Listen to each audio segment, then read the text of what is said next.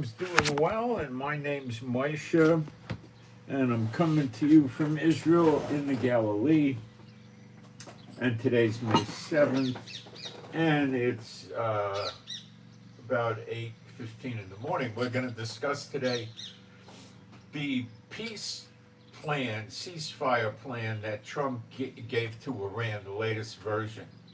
We're going to talk about all the terms in it and what it details, and basically it's a straight up win for Iran and a straight up loss for everybody else. The only one to come out of this is Iran.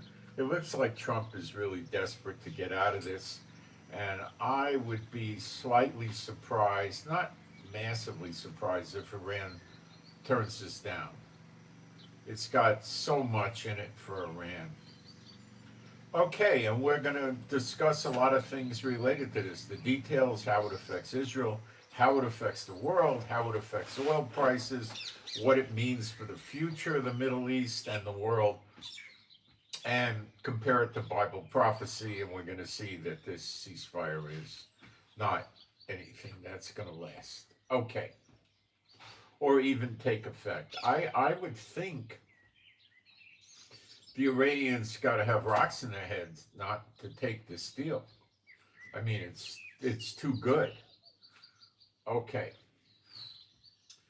I'm going to go into the live stream real quick and put a post up, and while people are coming in, and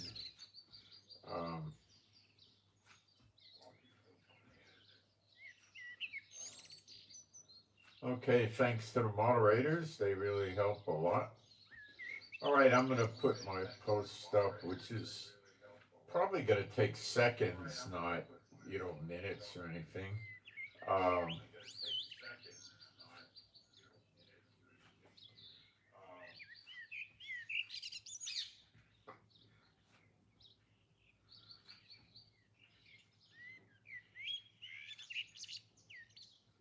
right, let's get going here. It's chilly this morning, but it's going to warm up here in Israel. It's going to hit 80, 82 degrees today, but it's like 60 this morning.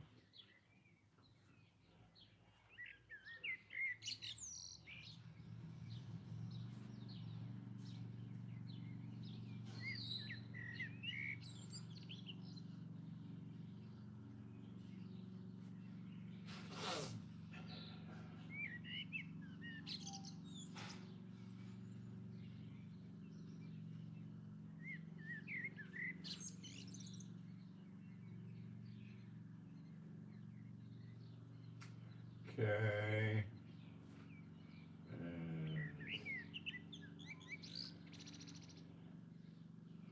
And we'll pin this up. All right.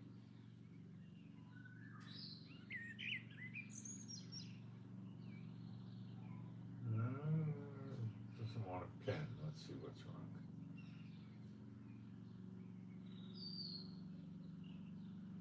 Okay, what's wrong with this now? I used to do the pinning. Now I got it. Okay. All right, looks like we're going okay here. Good. I'm going to knock the sound off on this. Okay, being a Bible-believing site, Old and New Testament, I'm going to do some praise and people can join in. I have no control if they join in or do not join in. There is no God like Jehovah. There is no God like Jehovah. There is no God like Jehovah. There is no God like Jehovah. There is no God like Jehovah. There is no God like Jehovah. There is no God like Jehovah. There is no Messiah like Yeshua. There is no Messiah like Yeshua. There is no Messiah like Yeshua. There is no Messiah like Yeshua. There is no Messiah like Yeshua. There is no Messiah like Yeshua. There is no Messiah like Yeshua. Okay.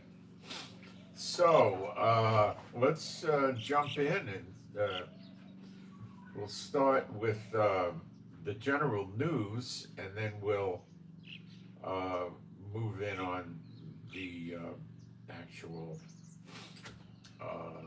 proposal, which Axios, who's relatively reliable, published. Okay, oh, I do have some prayer requests, toss requests, and so forth. Okay, let's do a toss for DS, Delta Sierra, a toss, okay?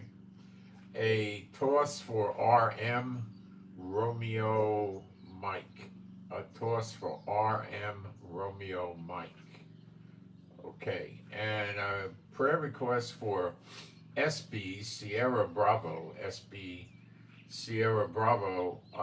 Prayer request is for peace and calm and joy and in SB's life. Okay, SB needs to have things better. So I'll pray you can agree with me on this. My Heavenly Father Jehovah, I pray for SB Sierra Bravo to have shalom and joy and peace in life. Okay, to have a calmer, easier existence. B'Shem Yeshua HaMashiach, and you guys can agree with that if you like. I've got to order some animal food for the pets, but I can't do it for a while yet. I got to remember to do that because we're running low. And we're getting a new washing machine today. The other one was, it had like severe accident, like it got hit by a garbage truck 3 or 4 times, and the door was held on by spit and bubble gum, and when the door, it's this digital junk, and when the door closes, doesn't close, it's dead, and so it served us well for a number of years, but they're not like the American machines that go 10 years. They go more sometimes. At 10 years, you can go, usually you got to change like the water pump or something like that. And then you're good again for another 2, 3, 4 years, whatever. I don't know. They go a long time. They're great machines. They're not you don't have to have this digital nonsense. You got a knob you turn. So much better, And then you have a dryer that's top loaded. So it's real easy to get your clothes out. Here they do side load, generally on the washer and the dryer. So when you start pulling your clothes out, you got to make sure they don't drop when they grab on, the clothes grab onto the other clothes, and then you pull them and they fall out. Top load, you don't get that. But the only time they have a top loader here is very small. They also sell washing machines here. They're very small capacity. That's a washer and a dryer. The guys in the stores tell you not to buy it. What they're good for is somebody, like maybe a single person, because they're usually pretty small. They're about half the size of the big ones. And,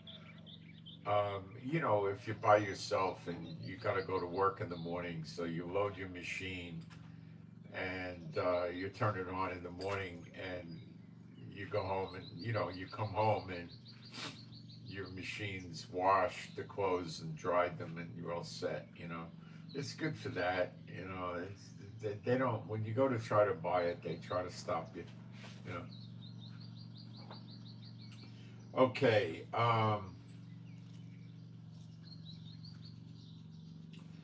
so Trump is telling us that he's having great discussions with Iran. Oh, please, again. And he's also telling us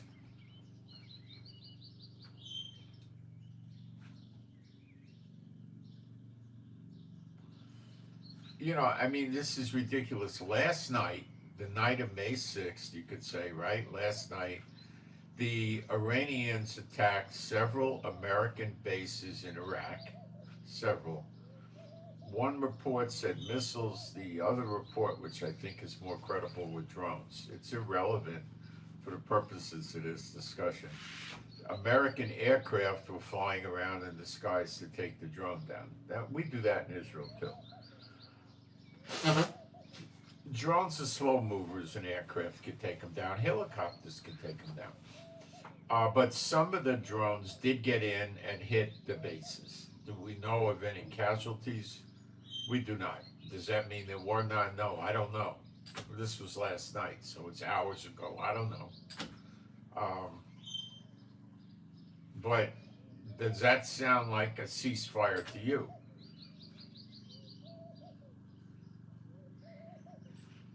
And then 2 days in a row they were hitting the UAE.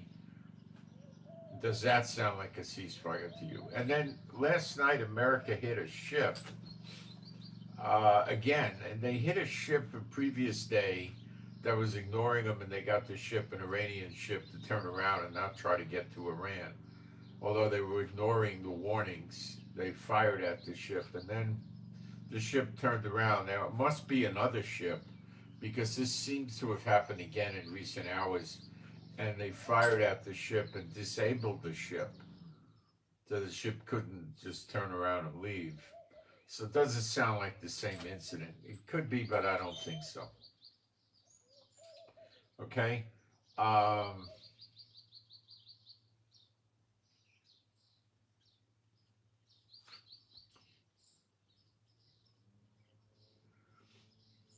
That doesn't sound like a ceasefire to me.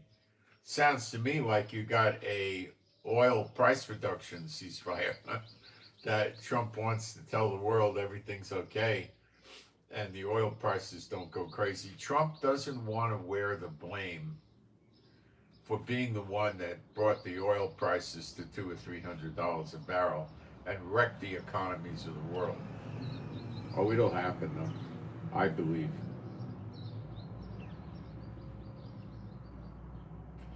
Trump says he's giving the Iranians 1 week to decide on his ceasefire. He said that yesterday. Now, we've heard Trump say things like that before, and they generally could be considered to be meaningless. Okay?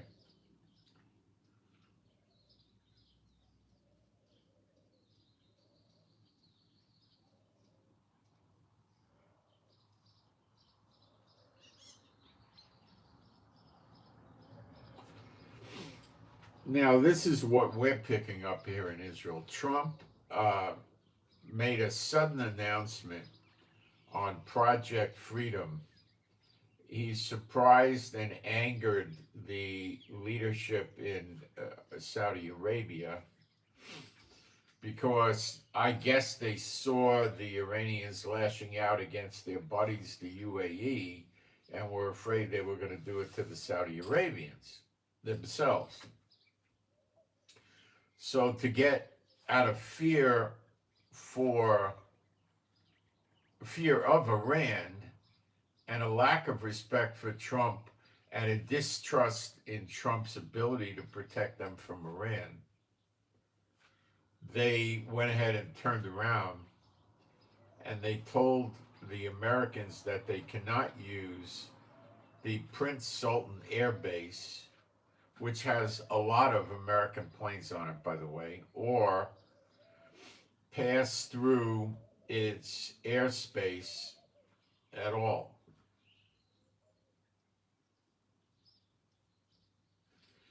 There were other Gulf states that were very surprised that Trump popped this Operation Freedom, which is the escorting of the vessels through the Persian Gulf to go to different cities. Why this got Iran so irate, I don't know. I don't know. Why it got, Saudi Arabia so irate.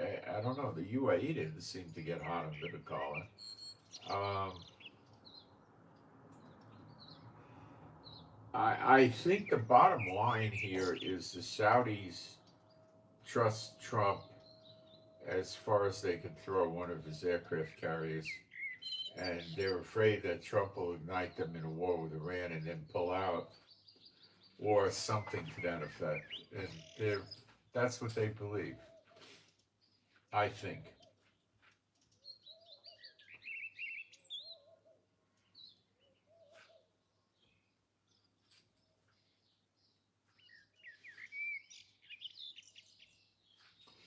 There's other theories floating around that Trump is afraid to be breaking the 60-day war thing with Congress, and he's repeatedly telling them the war terminated, and this blockade and Operation Freedom is not a war, and he seems to be able to sell that.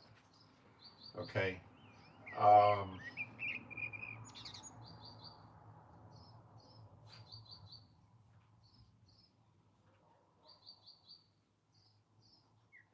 But now he's being made a monkey of. Let me explain what Iran's doing.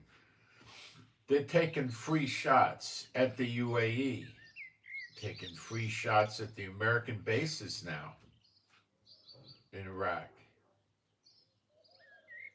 They took some shots at American destroyers, not all that successful. And America can't do anything back because of their ceasefire delusion. Okay. Speaking of delusions, by the way, I got the new version of ChatGPT 5.5, and it's completely different. It's like a different AI system. Okay. It's not the same. Is it better? Oh gosh, much. What does it do? It checks everything now. It doesn't do anything based on its own cognition or historical remembrance of things. You ask it a question, it goes out and checks it. Okay? I was asking it questions about how the government does things here in Israel, and it was checking everything. So the amount of hallucinations and false answers you're going to get from ChatGPT, in my guesstimate, probably went down by at least 95%, maybe 100% or 99%, something like. It's just about it. It likely now could be one of the very best AIs for not giving you bad information. Seriously, there's another one coming out of 5.6. I would say probably, as a guess, within weeks or a month, and that's supposed to be better yet. But this 5.5 is a whole other thing, and the way the AI ChatGPT deals with you is different. It takes a few seconds every question to verify, and that's really nice. Grok was doing that, although it was making mistakes, but it would be taking 20, 30 seconds to verify. I don't know what it was doing. I think it was running through my own uh, internet. When it does it through their servers, it's like lightning. Their servers probably operate at, what, 100 times the speed of what you got in your house? Probably something like that. At least 10 or 20 times faster. But probably more like 100 as a guess. So I just wanted to point that out to you. The Chat GPT looks like I'm going to keep it. I'm probably going to drop Claude, which I was using for a few days or maybe even a couple of weeks now as a backup. But I'm glad I hung on to Chat GPT. It helped me in a lot of things, researching how to deal with government and health plans in Israel and different agencies, private agencies, and it's been very helpful. So I'm glad I can keep it. It was excessive with the bad,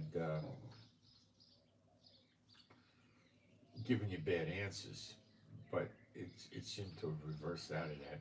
If they didn't do that, they were probably going to lose a massive amount of their subscriber base. There were more explosions in Iran last night. We don't know what they were. Okay? It could be Israel, it could be America, it could be the UAE, it could even be the Saudis, it could even be the protesters as revolutionaries. I don't know what it was. And this has happened frequently in the last few days, and we don't know.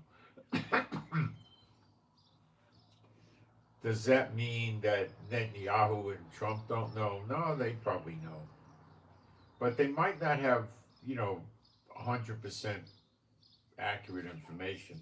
But I imagine they get a pretty good idea what it is, but they're not releasing it. That doesn't mean that they're doing it, they're just not releasing it. And I don't know if anybody is. I don't think we're really aware of where it's coming out of.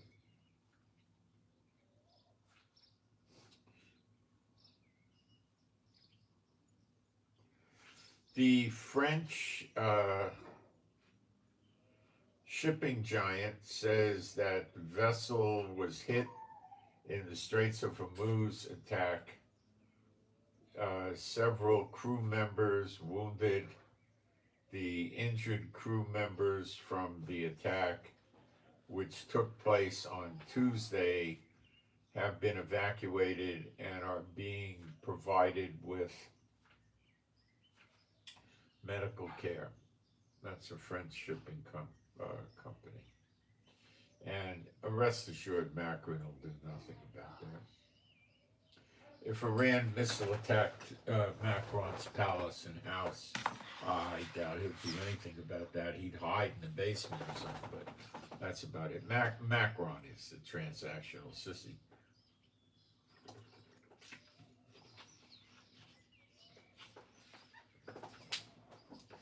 He's scared to death of an uprising in his own country from people that are sympathetic to the Iranians and the Hamas and the Hezbollah and all that.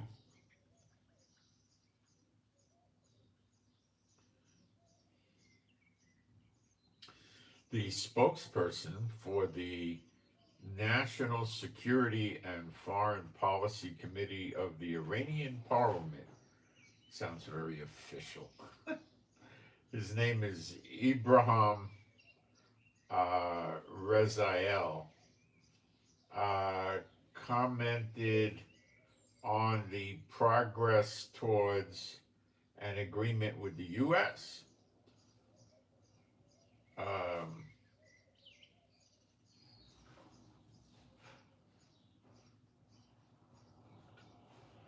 They're saying the Americans will not achieve in a lost war what they failed to achieve in negotiations. Iran is on high alert, and if the Americans do not surrender and make the necessary concessions, we will respond harshly in a way that will make them regret it. Now, they're asking for the American surrender. Okay.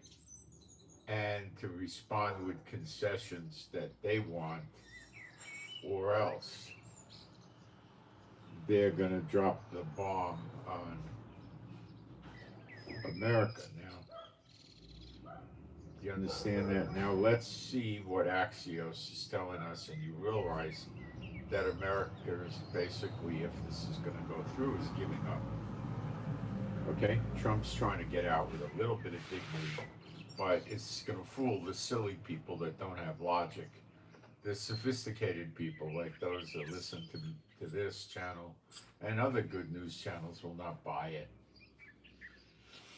This is what it says. The current Trump proposal to Iran is basically a short one-page, 14-point memorandum of understanding meant to end the U.S.-Iran war / blockade first, then start a 30-day period of detailed nuclear negotiations. I am completely unimpressed with this nuclear crap, okay? That's just hogwash, okay? Main points that Axios is reporting on, okay. End the hostilities, de-escalate.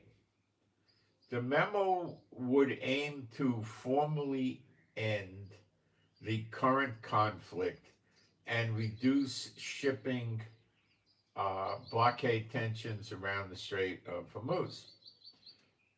30 days, bigger negotiations would take place. They got 30 days to negotiate, which is meaningless. 30 becomes 60, becomes 90, becomes 120. When did he ever disarm Hamas? Never. It's meaningless. It's point. You can't listen to this guy Trump with these deadlines.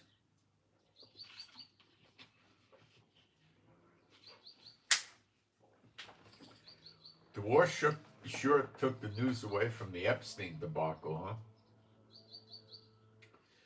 huh?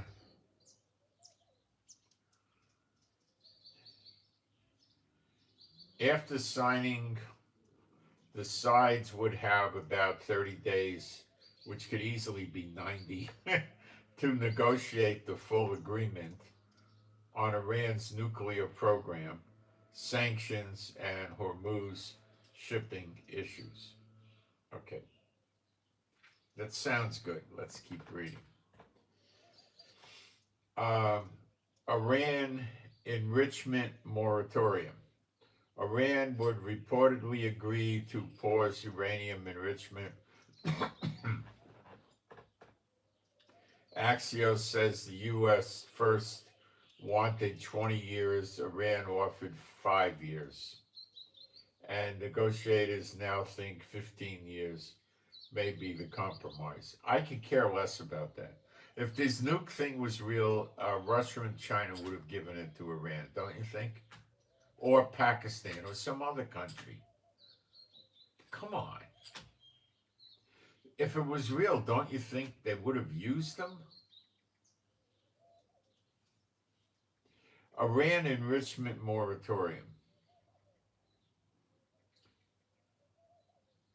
Iran would reportedly agree to pause uranium enrichment. Axios says the U.S. first wanted 20. Okay, we read that. Right to highly enriched uranium removed from Iran. One major possible concession: Iran may agree to move its highly enriched uranium stockpile out of the country. So they'll give it to a really good country like Russia or North Korea or China. It's a mockery.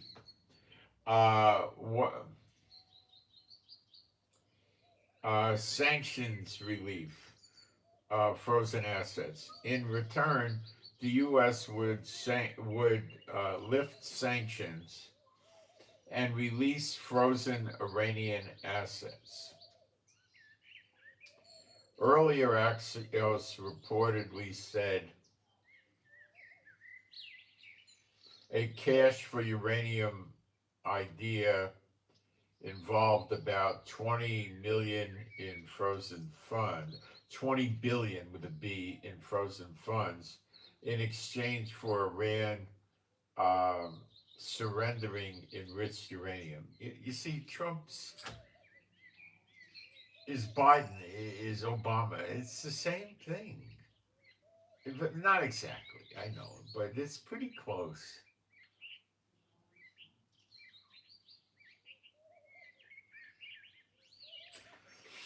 The U.S. keeps the pressure option.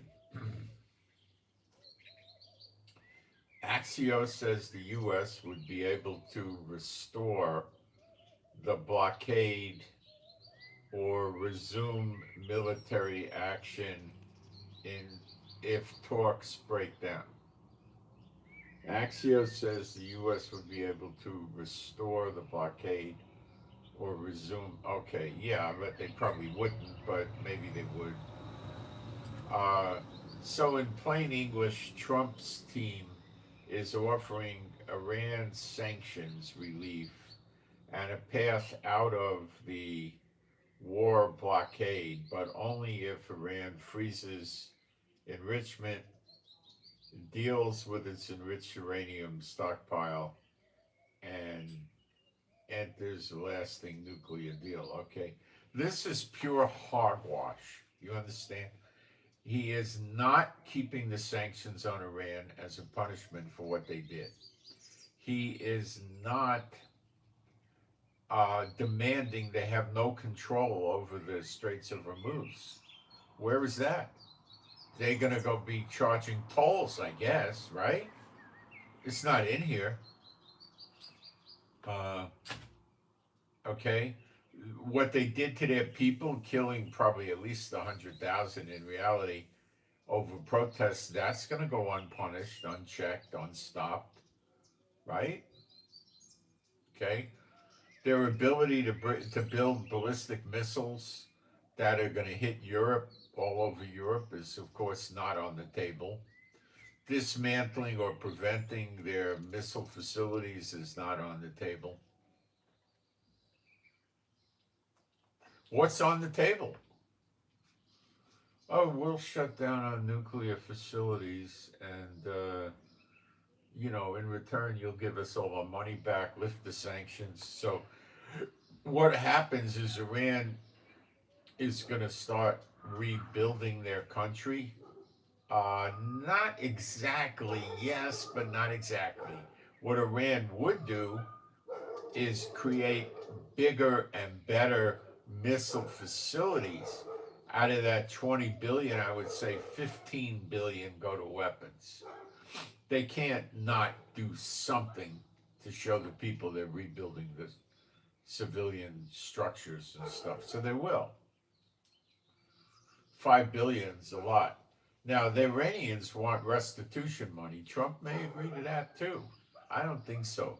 Because money is like the most important thing to Trump. He's probably not going to agree to give him money. That might blow the deal. If they're going to tell Trump they want, $800 billion or something like that, how can Trump give it to them? Trump's going to say, no, that's not going to happen. And then they say, well, then we're back at war and we'll teach you another lesson. And eventually you'll learn that you lost the war and we're superior. And, see, the Iranians truly believe they won the war. This is what most Americans, including Trump's unteachable. Let me explain this to you. We talk about the Saudi and the UAE, how these are the kids of the dictators that started the country, or the grandparents, or the grandfather, or the father. Okay? And they grew up with platinum spoon in their mouth. Okay? They had Rolls Royces, jets, mansions, everything, right? Jewelry, 50 servants. It would bring prize bulls in from around the world, go hunting with falcons and hawks. Some of these countries, people have jaguars and cheetahs and lions as pets. It's pretty not rare. These royal family kids build a private zoo on their property.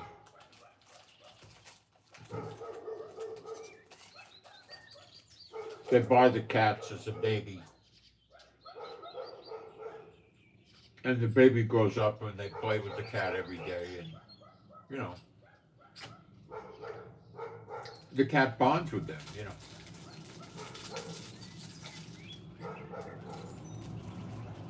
Cheetahs people use as pets in Africa, like a dog. They put a collar on the guy and they put a leash, and they take him in the car with them when they go out, and they walk him on a leash.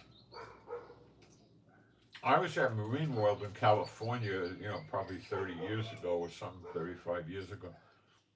And there was a guy who worked for them, had a cheetah out on a leash, bringing him around the people. I said, "Can I pet him?" He said, "Yeah." And I petted him, and he was purring when I petted him. The cheetah was raised with people, you know. The same day they had, I think they were tigers. There might have been lions. I think they were baby tigers. They were about, that big, like a puppy that's 3, 4 weeks old. That size. A big puppy. Yeah. Like a German Shepherd or something. Yeah. And they had them on a table, and you went up, and they let you pet them for a couple of seconds. So that's how they introduce these big cats to people. So they learn that the people are not game food or enemies or suspicious or anything like that, right? Then you have people that work in the zoo that are attendants to the animals, I guess you would say. They come to work several days a week and play with the animals, basically. Teach them tricks and train them and play with them and give them treats. And, the animals like it. They get a lot of attention. It stimulates them. It challenges them. They get a reward. They like it. So they have these things as pets, and then they buy rare bulls. They buy expensive racehorses. You ever heard of Arabian stallions? They race horses. They race camels. They buy expensive camels. They got jewelry, clothing, anything and everything, okay? These kids, like the prince in Saudi Arabia, they're weak. They're not like the parents. They had everything handed to them on a silver spoon. They didn't fight for anything. These are not sharp people. Trump is that way. He came with a platinum spoon in his mouth. Now, he says his father, when he was young, gave him $1 million to get started, and I don't think his father was anywhere near being a dictator and a ruler, but in a way, Trump was that way, okay? Trump grew up with the mansions, the servants, the private planes, the Rolls Royces. That was, at birth, he had all that, okay?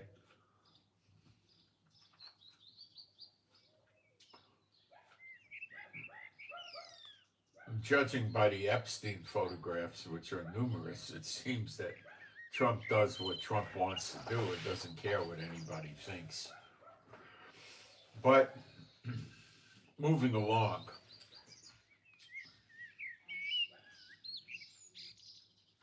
these people are weak, and I think Trump is weak too. Has the Kuwait, Qatar, Bahrain, UAE, Oman, Saudi Arabia, you could even throw Jordan in there, any of them responded by really attacking Iran for what Iran did to them?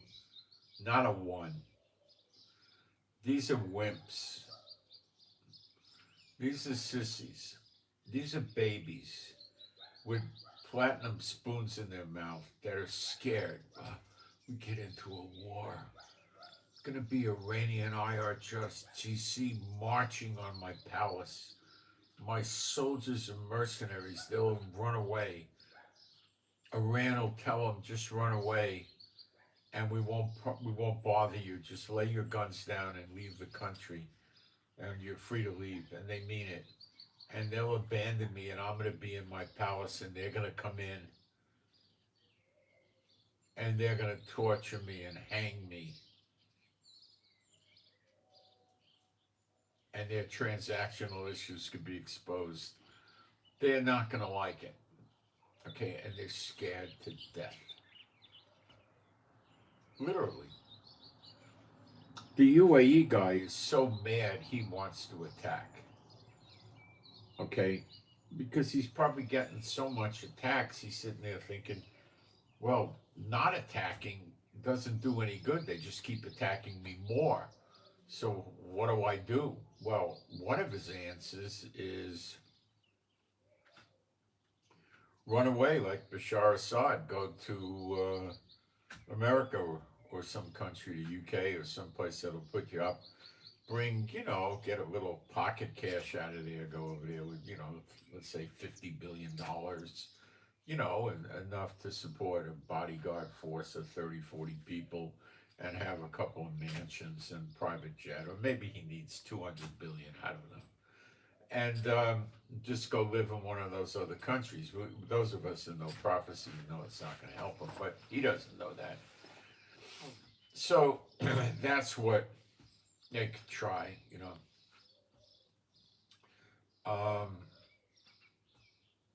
We haven't seen any of them do that yet. They're going to go down, though.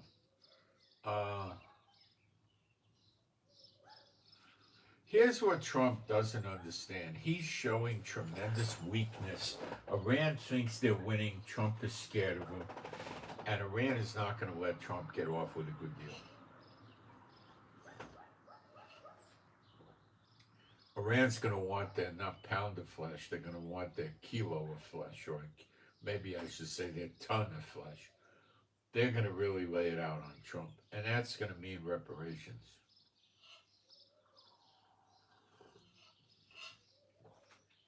There's two ways they can get reparations. There's indirect and direct.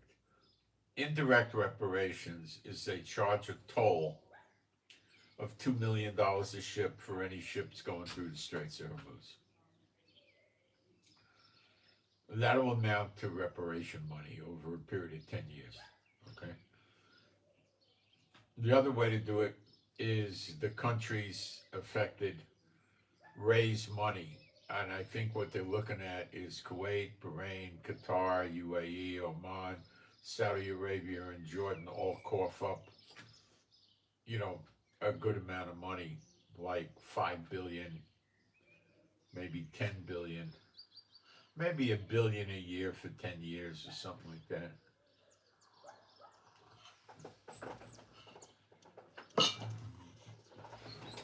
to help them rebuild, and possibly it would be combined with taking tolls too. So this peace deal, what Trump is going to do is pull out, okay? More than likely, you're going to see a lot of base closures. Trump knows that Iran wants to hit Europe with missiles, and Trump is going to leave NATO in the lurch for that.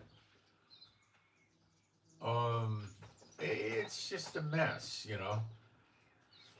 Remember, Trump's got Venezuelan oil, and Trump's got his own oil, which is expensive. He doesn't need it. But he doesn't want to see the world go into economic crisis, because that's going to wreck him. All his private holdings are going to be worthless. What does Trump like to do? He builds resort golf clubs and, hotels and expensive apartments. And that stuff's going to fall apart, worthless. Okay? A lot of his businesses are going to fall apart. He doesn't do well, okay? Nobody will. The only people that are going to do well at, let's say, $250 a barrel is the people selling the oil.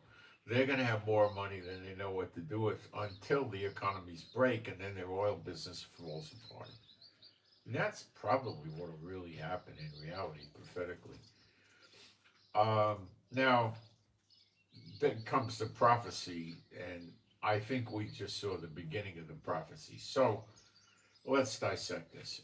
The Iranians are going to see Trump wearing a big flashing sign, "I'm a sissy, squeeze all you can out of me, I'm an idiot." Okay? That's what they see.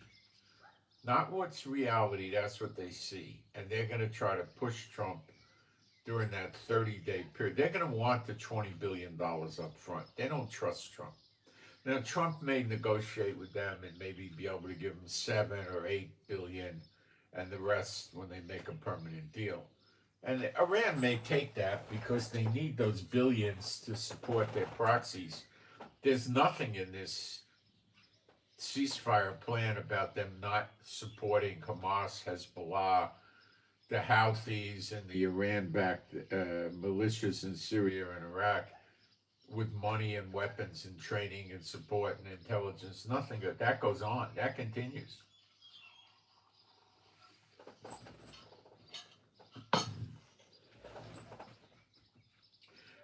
So that's why Iran is calling it a surrender. Do you understand?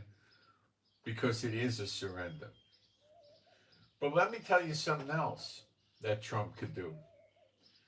Trump could just leave. What would Iran do if they saw Trump pulling out? They would sit still, be holding their cards close to their chest, and let America pull out. Get rid of them. That's what their position is. Then what? Oh, they'll probably try to conquer Kuwait, Bahrain, Qatar, UAE, and Oman. They'll just conquer them. And Saudi, little by little, like Hitler going through Europe. And then they'll build them into a caliphate under the Iranian mullah. Now, what about Israel? Well, Israel would be sitting there, and then they're going to have to get rid of Israel. So what would they do? They do a siege on Israel, surround Israel with their forces, and put a blockade on Israel. Oh, Moshe, you're reading Zechariah 12 to us. Yeah, I am. Is that for sure the way it'll go down? No. Is that impossible? Yep.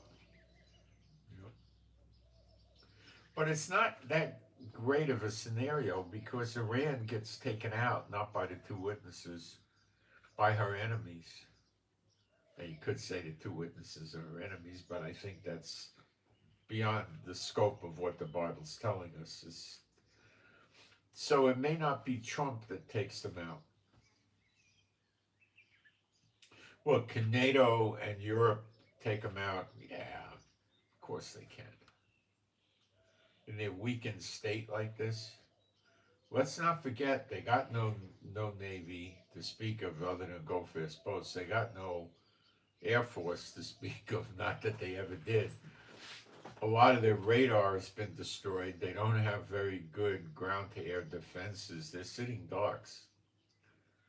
So NATO and Europe could take them out. Could China and Russia go in there and stop NATO and Europe? I don't think they'd bother. Maybe they could. I don't know. It's rough for them. They'd both be fighting a war very far from home. And the Europeans wouldn't be that far from home. Russia wouldn't be that far from home, but they'd be far, you know. I don't think they'd do it.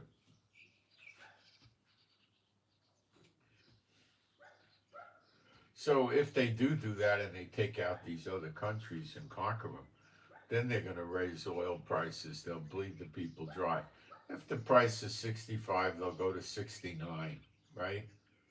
They'll wait 3 months, they'll go to 73. They'll wait a few months, they'll go to 81. And so it goes. And they keep getting richer and bleeding the countries. And I don't know at what price level they'll stop. They could go to 180. I don't know.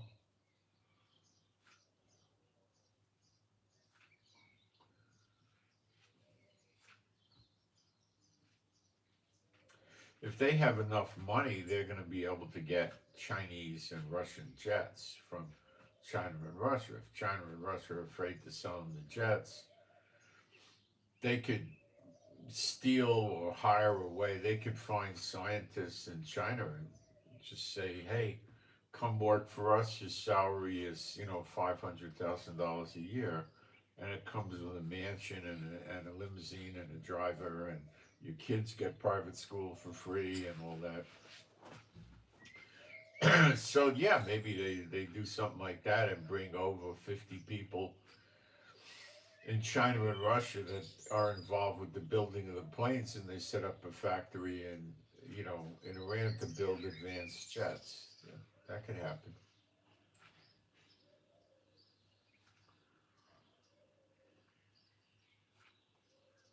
So apparently, a lot of people in the deep state were telling Trump, "You can't do it. You can't take Iran out," and they understood the truth that Iran is crazy, and the only way you're going to take Iran out is basically to destroy the whole country, which Trump was talking about doing, but he got scared, and he was talking about knocking out their power plants and their water desalination, and that would have been it. He didn't do it. He was afraid of what Iran would do.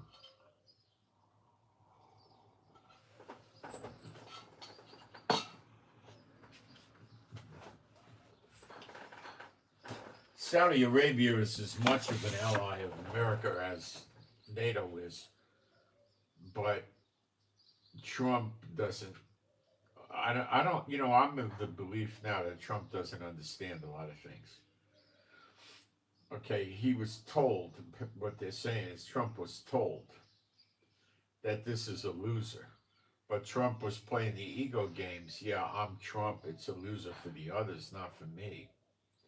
Okay, so I think his ego caused him to go chasing this thing, and he's got himself in over his head, and he wants to get out, and he wants to save face. And that's why you see him keep talking. I'm not going to let this end with Iran, having nuclear bombs. Iran will never have a nuclear bomb. Who has a nuclear bomb? You know? So he's focusing on that because he knows the Iranians aren't getting, they probably by now are aware of the fact that they ain't making a nuclear bomb unless they think they're going to be able to make it and nobody else can. But, God's not going to let people have a bomb that in 2 seconds they could wipe out a city of 16 million people or something. He's not giving them that kind of power. First thing they would do if they had that power is what?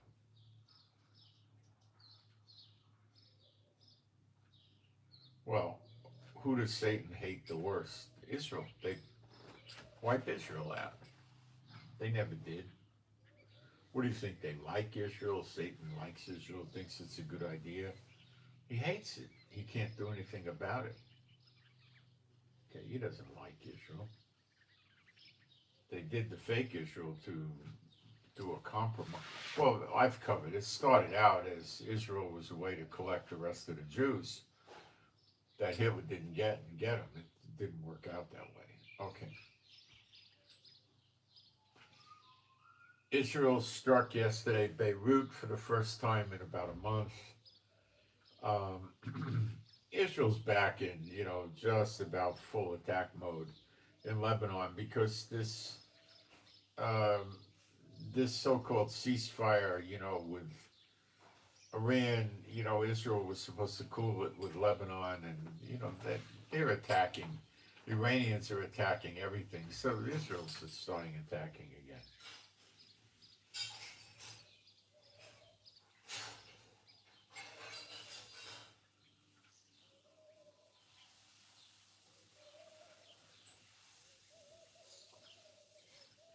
So there was a U.S. CENTCOM said an Iranian oil tanker named Hasna, Hasna, attempted yesterday to break the American blockade, the Straits of Hormuz blockade, and reach Iran. It did not respond to the warnings, and therefore a 20 millimeter gun was fired at it from an F-18 Hornet that took off from the aircraft carrier Abraham Lincoln. The tanker is no longer attempting to reach the shores of Iran. Now, this might have been the ship that got disabled. Okay, it might have been the one and the same, so there may not have been two. This could have been just one. I think that's probably the likely story. Because it's no longer trying to reach Iran, it could mean it's dead in the water. Mohammed Bagher Shali Shalibaf, the Iranian parliament speaker, goes off and says, "We do not rule out the possibility of a military attack. I am surprised that our enemies still have not understood that we are ready to die rather than give up." Yeah. And this is what the Donald doesn't understand. And he doesn't understand that they don't have the same dedication to money that he does. France's aircraft carrier strike group, I guess that's the Charles de Gaulle, is moving south of the Suez Canal into the Red Sea in preparation for a potential French-British mission in the Strait of Hormuz, French President Macron said on Wednesday. Now, this could be that the Brits and the French are afraid that Trump is just going to pull out and they'll just start ransacking anyone and anything.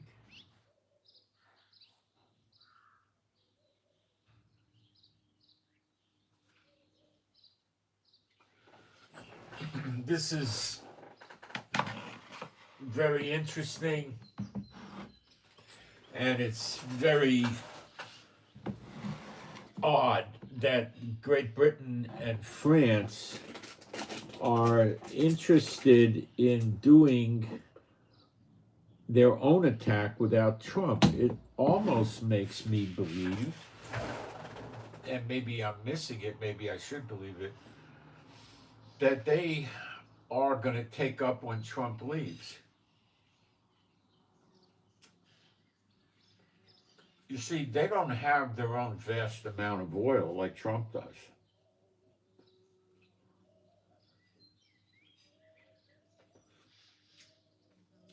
I'm not sure if Iran can hit France and the UK with missiles right now. I don't know. I really don't know. They both got aircraft carriers. They both got very competent and capable planes on the aircraft carriers. They both have a rather capable and competent military. And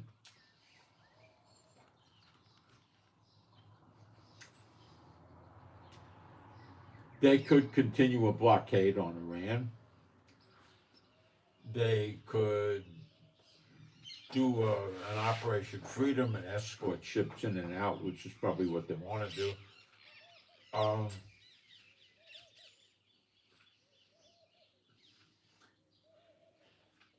they'll learn a hard lesson if they try it.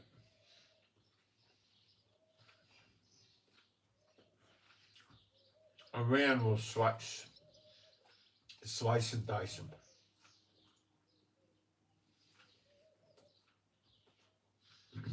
They're not going to do well at all.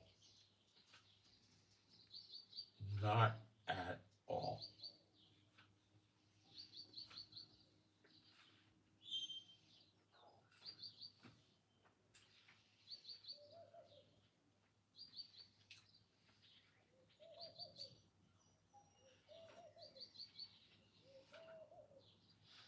Nope. They won't. Iran will just walk all over them.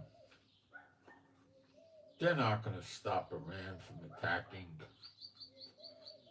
the other countries in the Middle East that have oil. They don't have the resources. They can't.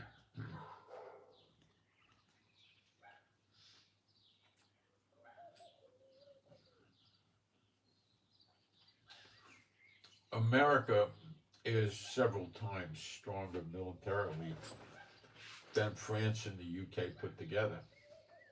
probably triple, quadruple, maybe 5 times, much stronger. And Iran is dancing around the Americans. They're going to wipe their feet on Great Britain and France. And that could bring their downfall.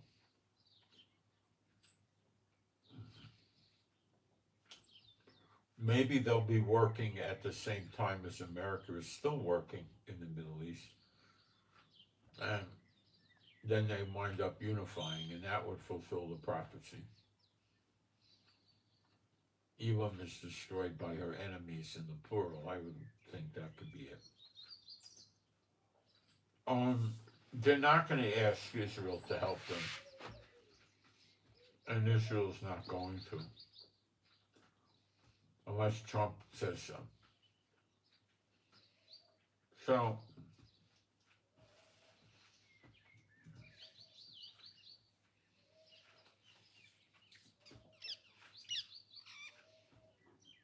Iran may make a deal with Trump just to get a few $1 billion out of him. And then stab him in the back.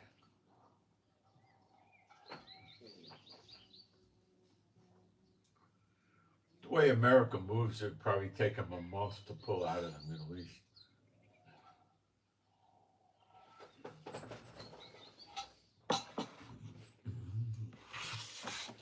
Iran might wait for him to partially be pulled out and then attack what's left.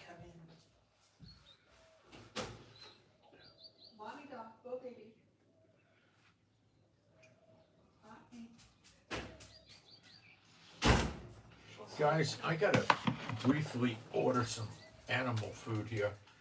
This is just a quick break here, but I gotta get food. And the dogs are very, very concerned about this. So.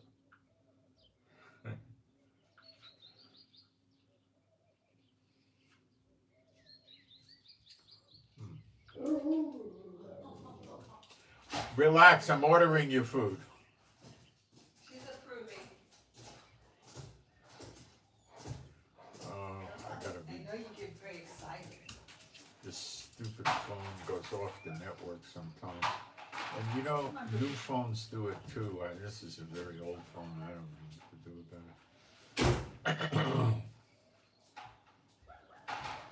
I gotta restart it. It'll get. Did I restart it?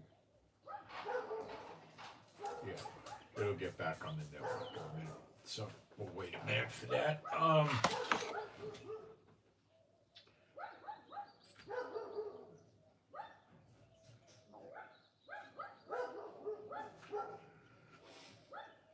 So it's also a possibility that Trump is waiting for Great Britain and France to join him, and they might be saying, well, we're having a separate operation, but it would be in coordination with CENTCOM, and, not so different.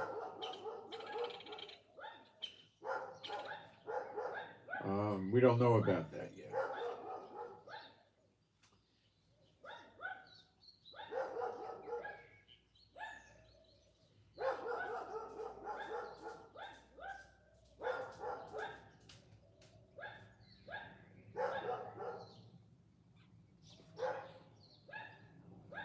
They also could be putting ships there as a warning to Iran,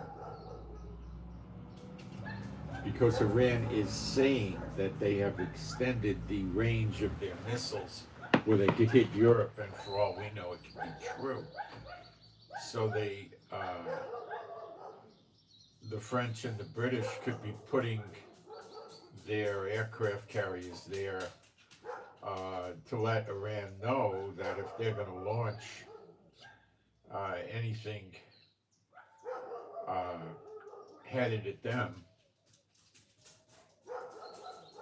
they're going to attack.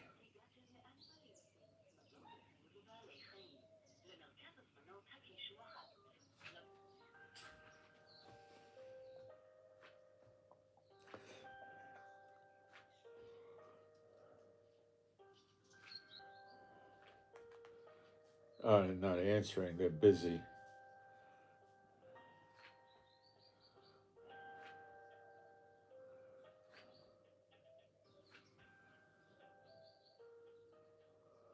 Today's not a holiday.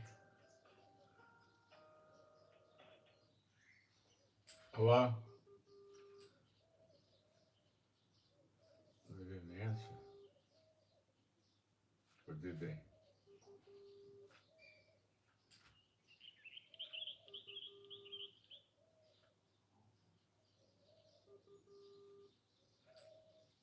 Let me try them again.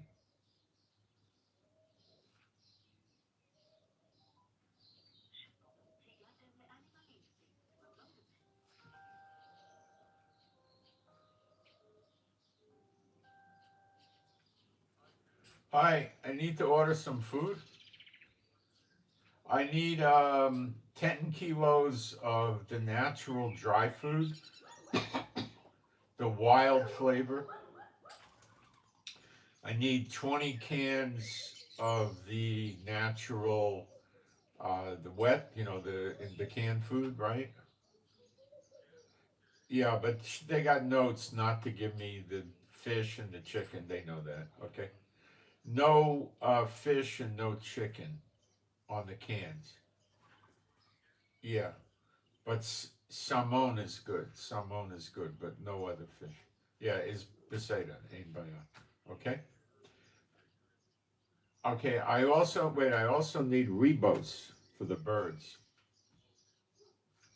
Yeah, if you have a big one, send me a big one or two little ones. Okay, and I need it today, please, please, please. Okay, thank you. Okay, bye.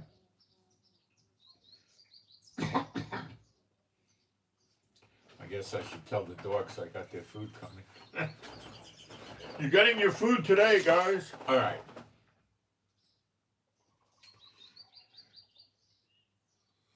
So the efforts of the UK and France are different than what America is trying. Okay. Um,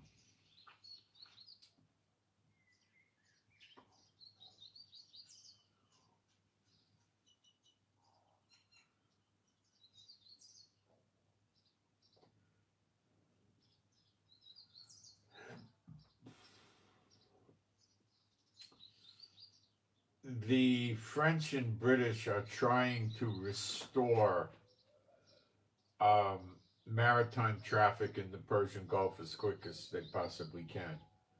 Um, eh, they're gonna have their hands full, believe me.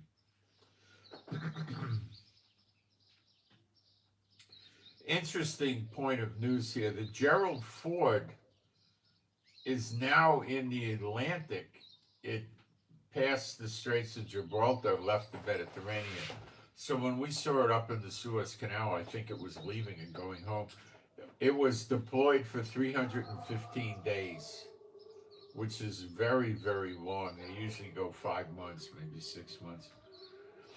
You can imagine how hard it is on the families of these sailors and the sailors. I mean, they're gone almost a year. They'll probably get 30 days leave.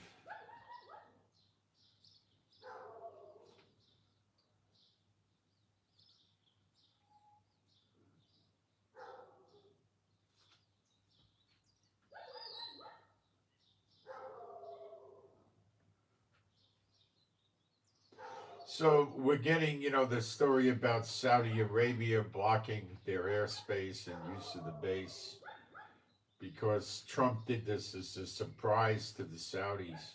In other words, didn't check in with the Saudis first. So they're trying to dictate to Trump too, and you see what they're really afraid of is this kid wants somebody to take care of Saudi Arabia militarily. I don't think he's capable at all.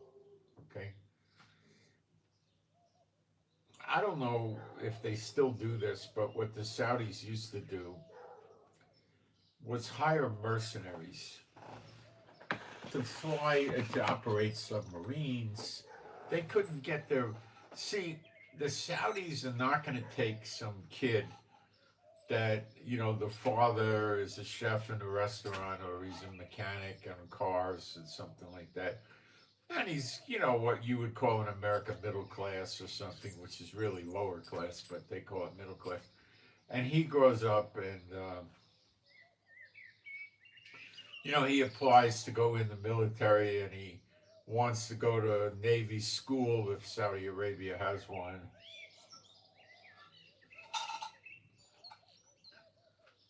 And learn how to be an officer on a ship and then learn submarines and want to command the submarine. The way these people work is they would never let a commander of a submarine be from the royal family. Okay? But the royal family, they're not capable of driving the submarines. They're all a bunch of rich nincompoop kids that grow up, they're like kids got no values. They're all screwed up.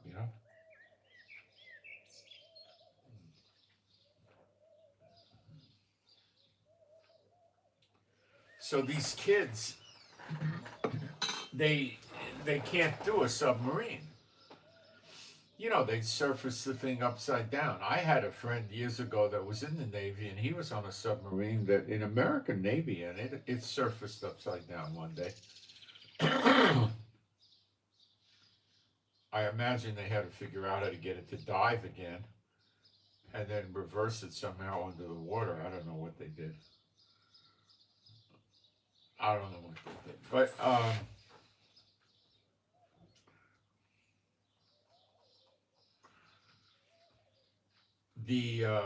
this with the pilots, this is similar.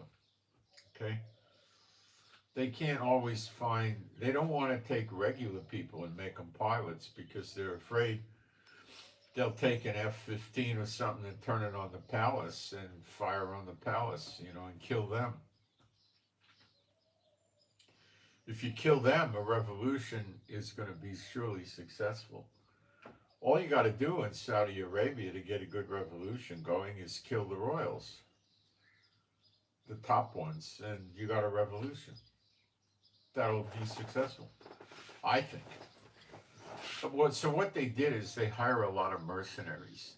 It's like they don't have good doctors. The Saudis don't, they don't have the money to put the kids in good high schools, then put them in a good university, then put them in a good medical school, and then get them a good internship and a good residency, and then instead of making $2 or $3 million a year in another country, come back to Saudi Arabia. Well, they might make that kind of money there and work as a doctor. These rich kids aren't going to do that. You think they want to go to 8 years of college, 9 years with the internship, and then about 5 for residencies and all that? So they want to spend like 14 years going to school so they can make money? Why? They got more money than any surgeon's ever going to make. So you take the money out of How many people that are doctors would be doctors if the money wasn't there? Honestly, probably about 20%. There's a bunch of them that really like what they do. It does happen. But the majority are there for the money.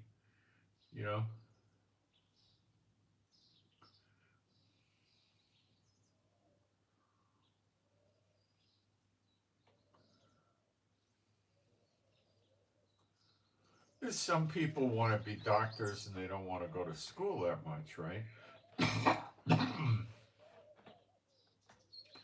So there's alternatives like what? Optometry, podiatry, dentistry. They got 4 years of pre-med, then they got 4 years of school. Usually they're done. Maybe they got to do an internship, but I think a dentist is finished. He does 4 years of college, 4 years of dental school, and I think that's it. He goes to work. Some of them go for an additional 1 year and learn how to do work on root canals and maybe gums and stuff like that. Some of the podiatrists go for an extra year and learn more about surgery, but they're basically working from the ankle to the toes. So it's, the orthopedic surgeons seem to maybe be better at that, even though they're working on the whole body. They might be better at that than the other guy. I don't know the deal. Podiatrists may be better at it. I don't know. So that's a lot of people, but they don't make the same kind of money, you know. Today, a lot of the specialty doctors, if they're in private practice, are going to get into multiple millions a year. It depends what they're doing. If they're doing, heart surgeries, brain surgeries, a lot of orthopedic, they can make millions. And, the plastic surgeons is another thing. But, they make a tremendous amount of money. They don't make money the way a Trump or those guys make money, but they make a lot of money the way regular people make money. So, this is what you run into. So it looks like right now we got two schools of thought. One is Trump has just had it and wants to end this and get out of it before it gets too catastrophic. Okay? And he's making major mistakes the way he's dealing with Iran. Major mistakes. The other way is Trump is frantically trying to buy time. And he's willing to give Iran billions of dollars in sanctioned money and other things so he could buy time and wipe them out. But what the heck where is that coming from? I have no idea. I don't know what it's based on. I mean, he's going to bring more aircraft carriers here. No, he just sent one home. I don't think he's going to do that. I mean, he might just be trying to. I'm not so sure he knows what he's doing, okay? If he kept the blockade in place, okay, he would have won. But he didn't. Well, so far he's not. First, to get him to get rid of the blockade, they attacked the UAE 2 days in a row. Then what? They tried to attack some destroyers and stuff. And then what they ultimately did is they attacked his bases in Iraq last night and got hits. So he's scared because they're going to keep every day attacking somebody or something and keep destroying the Middle East. See, they're saying we won. Oh, Trump blew up our buildings and all that, and our ports and our piers and railroads to some extent, and highways or whatever. We don't care. We're still here. We're attacking. But they're not attacking Israel because they know what'll happen. Israel will stop. Israel will drop 3,000 or 4,000 bombs on them before we stop again. At least they don't want that.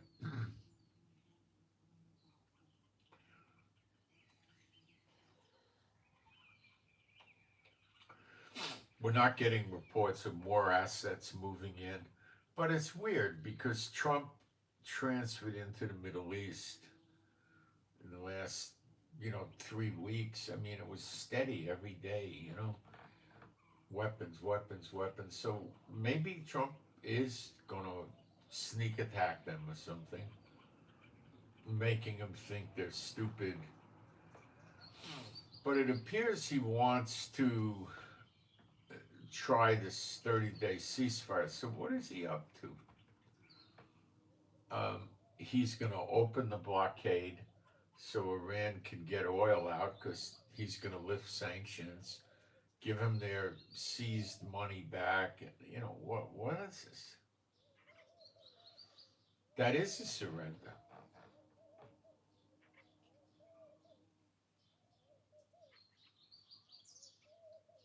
Maybe France and the UK know that's a surrender and they're not happy about it. So they want to take up a blockade. Let Trump leave and we'll do the blockade. They won't call it a blockade, they'll call it something else to protect the shipping. And then if it doesn't work, they'll try to activate NATO or the EU or both to shut Iran down. So maybe they're the ones that really do it and Trump doesn't do it. Maybe.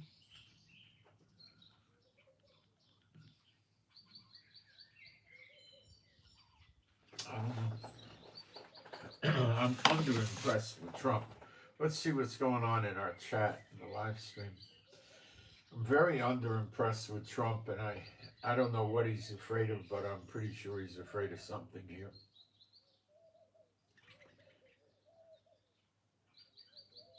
I don't know what it is exactly. There may be several things that he's afraid of.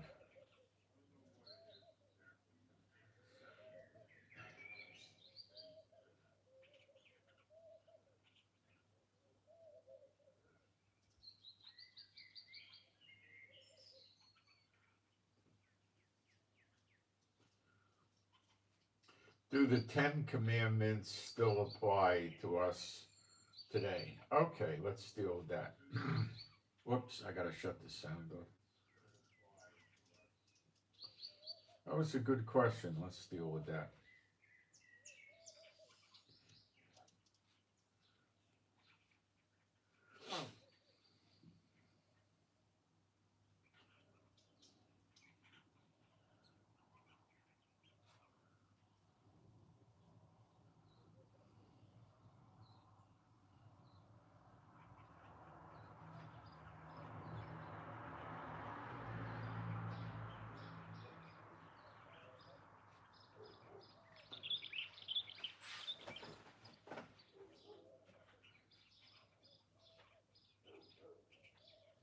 So we'll take this from Exodus 20, starting in verse 3.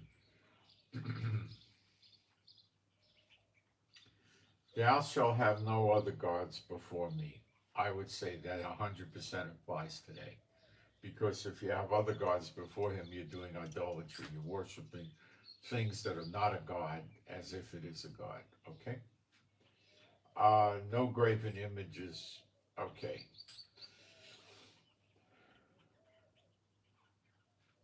Thou shalt not make unto thee any graven image. That's a three-dimensional image. A statue, a painting is not a graven image. A photograph, a flat photograph is not. A statue is. Okay. Any graven image or any likeness or anything that is in heaven above or that is in the earth beneath, that is in the water under the earth, thou shalt not bow down thyself to them, nor serve them, for I, Jehovah, thy Lord, thy God, I think it's Jehovah Elohim, am a jealous God, visiting the iniquity, the lawlessness of the fathers upon the children, unto the third and fourth generation of them that hate me, and showing mercy unto thousands of them that love me and keep my commandments. Okay. So making a graven image is bad. Worshiping it is idolatry. Do not take God's name in vain. That's like they go to court and lie swear an oath by God's name, may God so help me or something like that, and then they just keep lying, using God's name to tell fibs and lies to each other. Remember the Sabbath day. Okay. Remember the Sabbath day to keep it holy.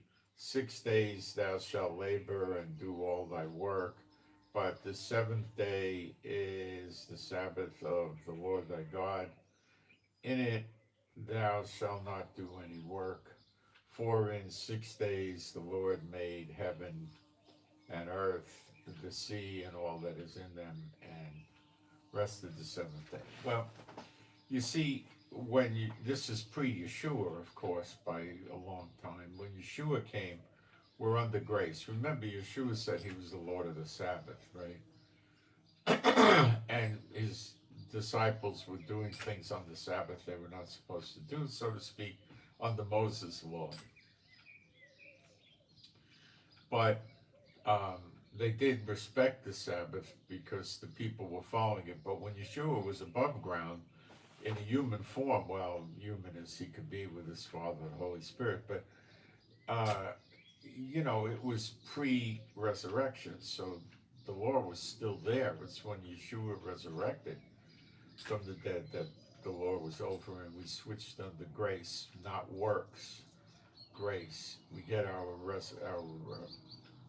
righteousness from the work Yeshua did by faith, not by works. So if you're going to go around saying, well, I got to not work on the Sabbath day because if I do work on the Sabbath day, I'm not saved, I'm in sin, even though Yeshua did the work for you, giving his life, right? And your righteousness is from Yeshua, and God respects it, and you're going to go back to doing works to say, well, I might have Yeshua, but I still need to do these works to maintain my righteousness. Now you're downgrading what Yeshua gave his life for you, and you're off back into works. Observing the Sabbath is works. Okay. So am I saying if you worked on the Sabbath, you're not going to go to hell if you're in Yeshua? Yeah. When we read Galatians 5:19-21, we don't read the Sabbath keeping you out of heaven. I'll read that to you in a minute. Honor thy father and thy mother. Well, I think you should do that. We don't read that really as a sin to keep you out of heaven, but I think it's a good idea. Do not kill, that's definitely in Galatians 5:19-21, called murder. Do not commit adultery, that's in there. Do not steal, well, you don't want to be a thief. Do not covet. Well, that's not a great thing to be doing, to covet, If you're going to eyeball what your neighbor has with jealousy and want it, you're going to give root to evil to pop up. The way I tell people the best way to stop sinning, which could be drinking, drugging, oxycodone or whatever, coke, heroin, I don't care, whatever, gambling, fighting, sex that's prohibited, not with your spouse, with other people is wrong. And, when you start thinking about it, that's how it starts. You think about it.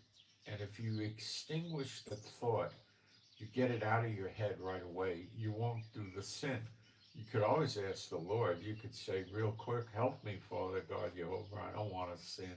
I'm getting these thoughts. Help me to get rid of them. I need your help. Help me. B'Shem Yeshua Mashiach. I'm pretty sure he'll help you. And when you get rid of the thoughts, the sin's not going to hatch. Okay? You're going to start thinking about, I want to go to the disco or go out to this bar and do line dancing or whatever, you know. And you're going to start meeting people the opposite sex, and there you go, you're there, you know. Not, you know, I knew a woman that was a believer, she said. I think she probably was after a sort, but I think she had maybe had some weird doctrines which she picked up. Anyway, she was talking to me and she told me she goes to this place where they have the line dancing with a friend of hers, and I was scratching my head. I mean, that's like a pickup joint, right? You know, the guys with the cowboy hats and the boots and the dancing and all that. I was saying, what the heck, you know, to myself, I'm saying, well, she's going to these places. I said, you go there? She said, yeah, we usually sit at a table. So she could be drinking, you know, beer or some very light alcohol uh, product. That I could grant. Very few women will go in there themselves and start drinking shots of scotch, you know. Could be, but I don't think she did that. She was a healthcare worker. So she worked for a chiropractor I used to be a patient with. She worked as a massage therapist there. She did trigger point stuff. And I don't know, it was good at trigger point if you like trigger point. I didn't care for it that much, but he had it there, and you know, I used to go there and she would relax stuff and then he would do an adjustment right after she did it. And you know, it works pretty good when you do that. Anyway, uh, so she said, well, me and my friend go there, but we take the chairs away from the table so they can't come sit at our table. She's playing a game, okay?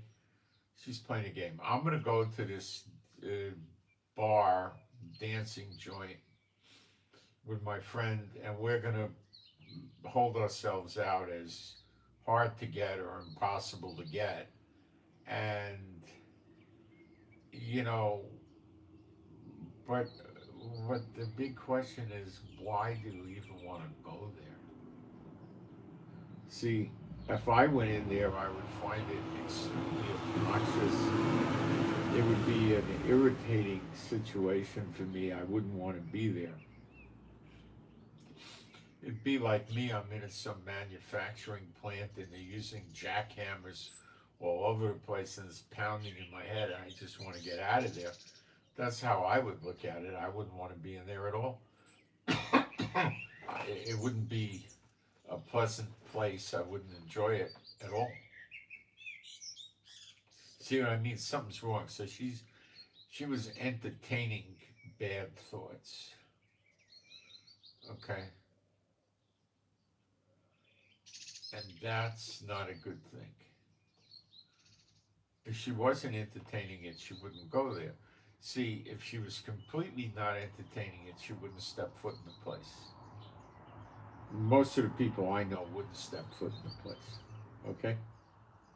I knew another gal that worked in a bar serving alcoholic drinks.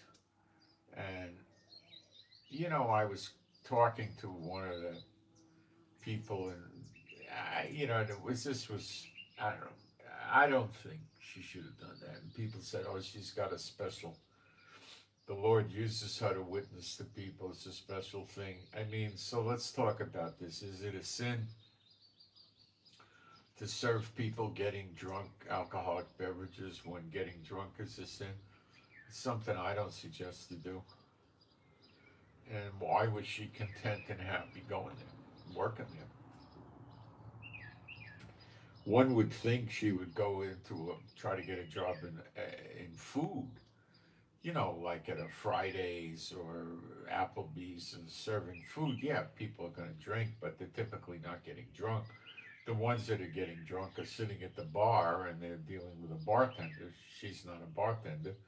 She's serving hamburgers and lasagna and stuff like that, you know. So, yeah, some alcohol goes with that, but it's not. You know, that's how I look at it. Why are they doing that? Why doesn't it bother them? It could be the Lord's trying to teach them a lesson. That could be. But it's not something I would do. Would I say to somebody it's okay to get a job as a dealer in a card parlor? No, I wouldn't tell you. I'd say don't do that. That's sinful behavior. But why is it sinful behavior? Well, the Bible doesn't specifically say you can't gamble. So I can't come up with a scripture specifically that. So let me rephrase and say it's stupid behavior.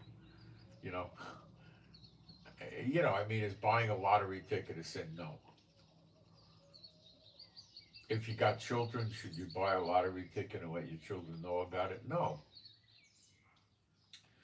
Then they might go out and buy a lottery ticket and start gambling themselves. You don't want to lead them into that. Gambling's a loser's game. For every person that you might find who got rich gambling, you know, I mean, if anybody, maybe nobody, but if anybody, there's 150,000 or more that lost. Gamblers never really get rich because they always keep gambling. They don't have a limit. It's like an alcoholic doesn't have a shut-off valve. Okay, a lot of alcoholics don't.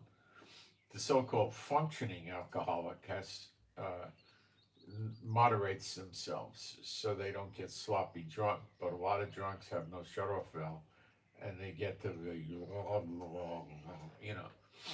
So the gamblers generally don't have a shut-off valve.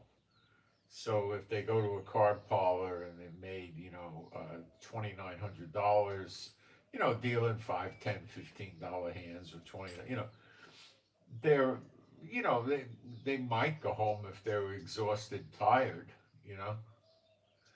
But if they're not, they're gonna say they're on a winning streak and they're gonna keep going and probably lose it all back. Maybe not. I don't know. Gambling's irrational. Okay. Um, it's silly. Okay. People buy these lottery tickets because they want to fantasize. They get the thought in their head of winning the lottery. The thought gets in there.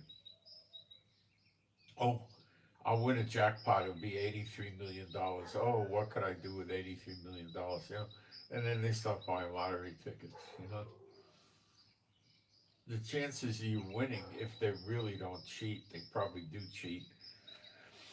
But if they didn't cheat, the chances of you winning are, like what, 11 million to one or some crazy number. Like, I mean, it's ridiculous. But somebody got to win. That's the hook. But who? Do they rig it or not? I don't know. I used to get the impression that they don't rig it because in the early years they were doing series on TV and writing it in books about people that won big lotteries and how their lives got destroyed after that. And a lot of them wound up penniless. And for the ones, for every, 10 that wound up penniless as a guess, maybe one wound up behaving uh, frugally with the money and had this fortune and took care of it and never lost it. Okay? There's always somebody, but they're a very, very small minority that get the money and they don't go out and buy mansions and yachts and Ferraris and crazy things and start backing people and businesses and they don't know what they're doing. These people are the kind that get the money and they'll go to an investment house and have them manage and invest the money. Yeah, they might go out and get themselves a house. Maybe they'll get themselves a 3,500 square foot house, not an 8,000 square foot house. You know, maybe in a gated community and pay it off so they have their house. Then they buy furniture that'll last 50 years, which is smart, and they pay that off. And then they get themselves a normal car, like an F-150 or maybe even get a Cadillac Escalade, something like that, right? and not these $500,000, $1 million cars. And you know, they don't buy their own plane. If they need to fly, maybe they go business or something. That's it. They don't. They got millions and millions, and they invest the millions and millions, and then they don't know what they're doing. They just use an investment house to do it. You know. So let's read Galatians 5:19-21 and work it kind of backwards and see what we can remember is in the Ten Commandments there. Galatians 5. Every now and then, the Lord will have somebody ask a question that is fit for teaching. Okay, or supposed to be taught. Galatians 5.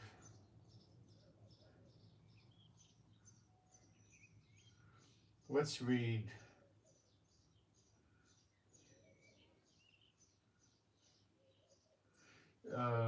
we'll start in 17. Oh, we can go further up. Hold on. Let's go to Galatians 5:15.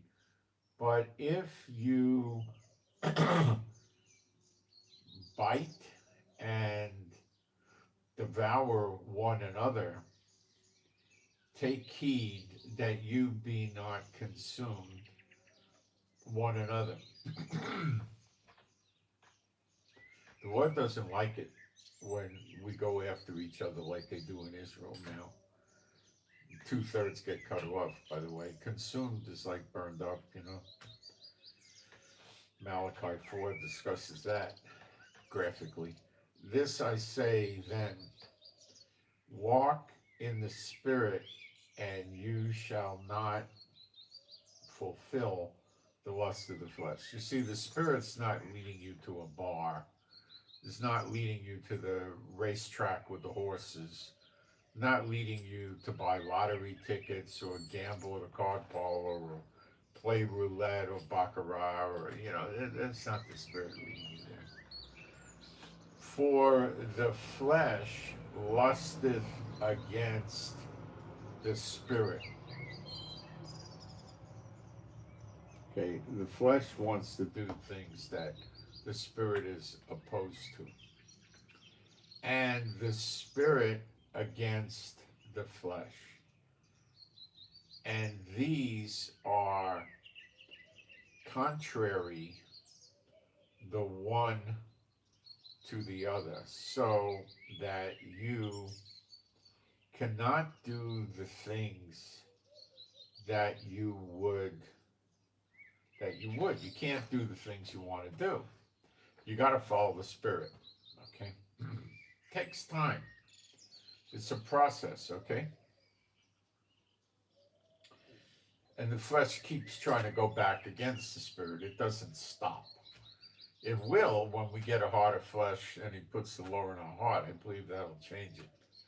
Not completely, totally, but a big difference, I think, where it says, they shall all know the Lord.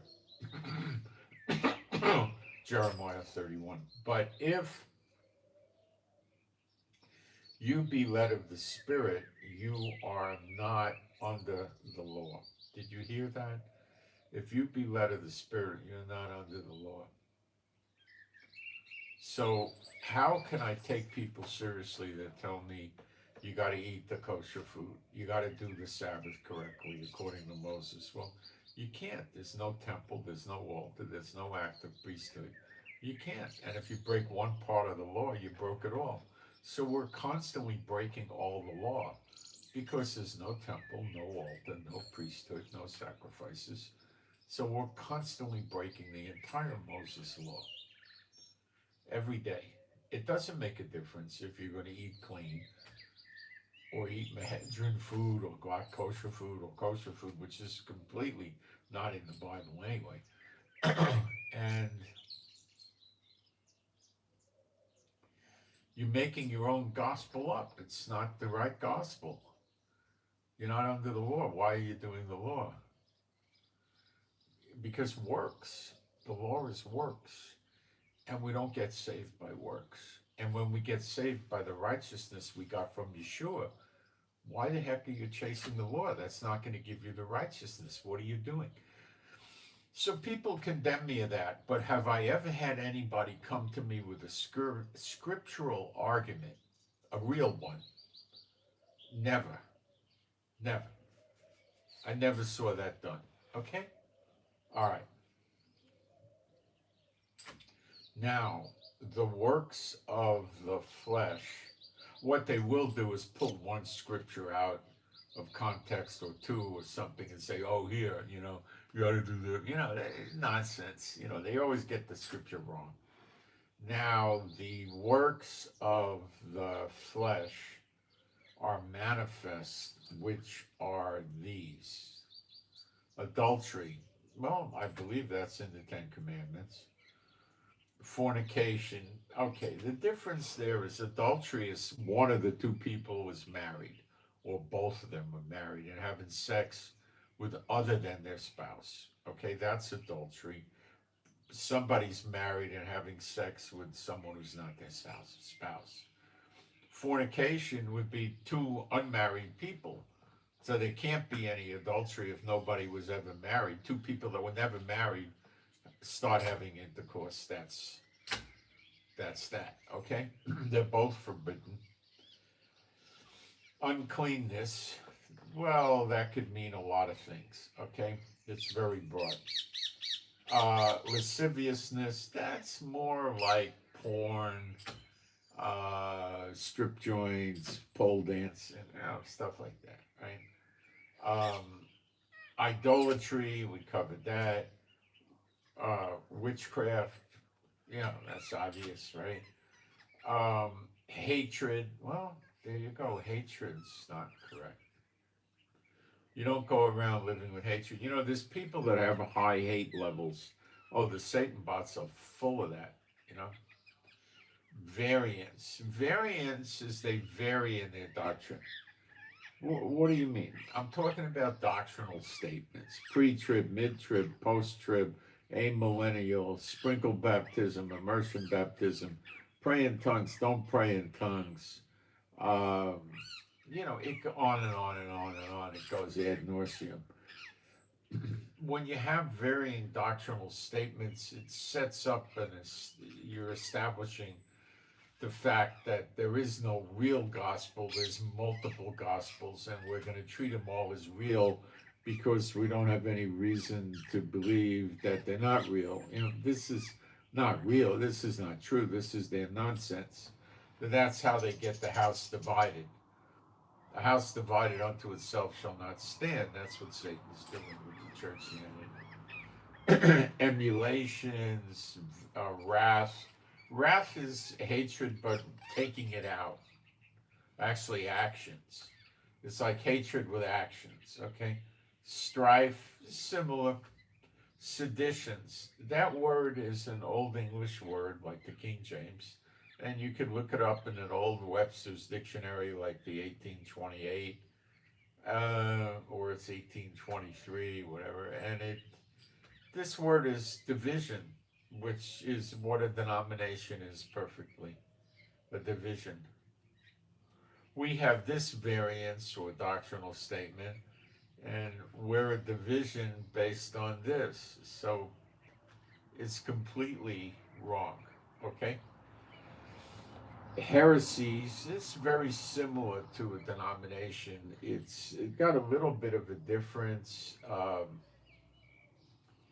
It's a religious sect or a faction. The Baptist is a religious sect, okay? The Lutherans are another one. The Presbyterian, they're all that way, okay? Um,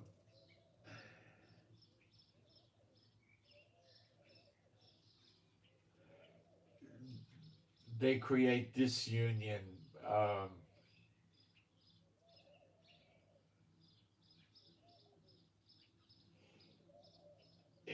so it's a sect, and I guess by implication today we would think a heretic is somebody that's got a wacko doctrine. But all the denominations got wacko doctrines. Not one of them are correct. If they were correct, they wouldn't be a denomination. You understand? All right. Envyings, because you're going to be dwelling on, I envy what my neighbor has, and you're going to get the root of wickedness growing, and you could get into some evil action. Murders, that's killing in Ten Commandments. That's the same thing. Drunkenness, I don't remember reading that in the Ten Commandments, but we're certainly not supposed to run around being drunk. Well, does that mean you could take, oxycodone and opium? And all? I would say not. Okay.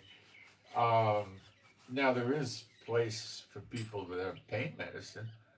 That's a different thing. Pain medicine's not getting drunk. Revelings. That's like going to a rave party. A wild party with the booze and the drugs and the sex and such like of the which I tell you before, as I have also told you in times past, that they which do such things shall not inherit the kingdom of God. Now, someone's going to say, well, yeah, this is works that are going to keep you out of heaven. No, let's go through it. Okay. Is adultery a work of the law? No. Is fornication a work of the law? No. Is uncleanness a work of the law? That's vague, but I don't see it. Lasciviousness, that's not a work of the law. Idolatry, witchcraft, hatred, variance, not works of the law.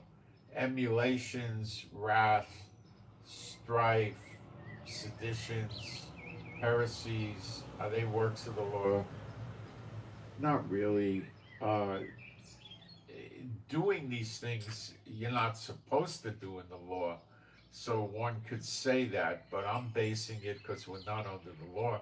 If you're in the Spirit, you're not under the law, so we're going with Galatians 5:19 to 21, which is not telling us to follow the law, opposite, to not follow the law, but it's then telling us things that we need to not do. These are the commandments of Yeshua.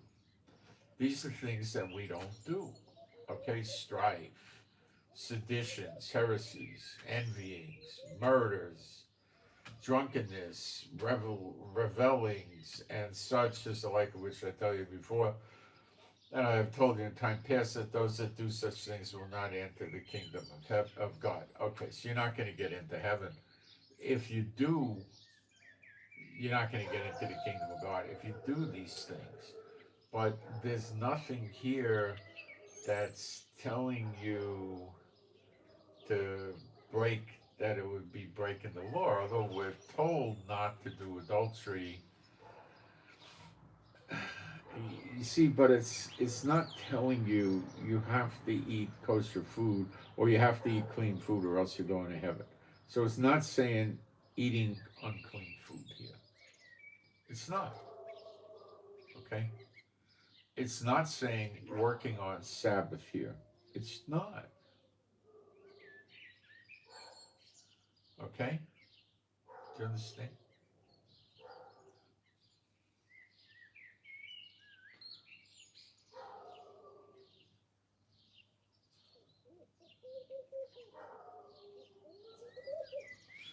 It's not referencing Moses' law or the Ten Commandments directly here. Okay? What about worshiping idols? Well,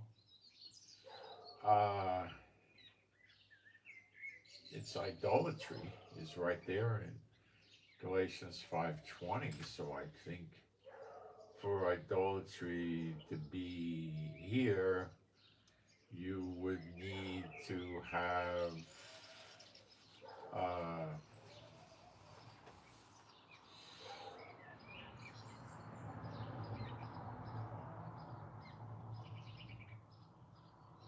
an idol. How are you going to have idolatry without an idol?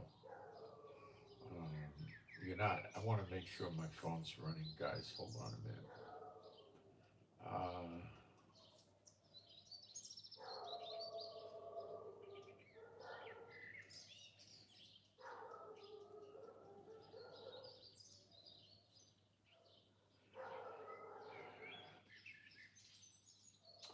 I gotta find something I can call that isn't of any interest here. That won't answer. I'm looking for like a store or something. Here it is.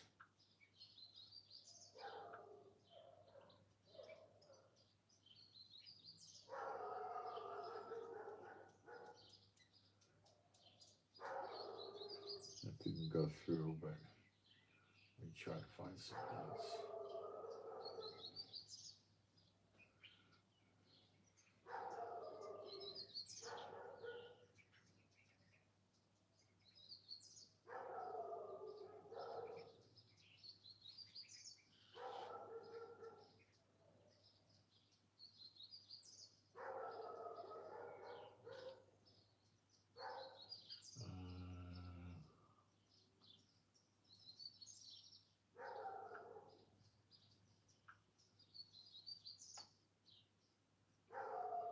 Darn it, it went off the registry again. I'm gonna have to do something about this. I think I'm gonna put the chip in the other phone. This is really bad. You know, but it happens with new phones too here. The service is just no good here.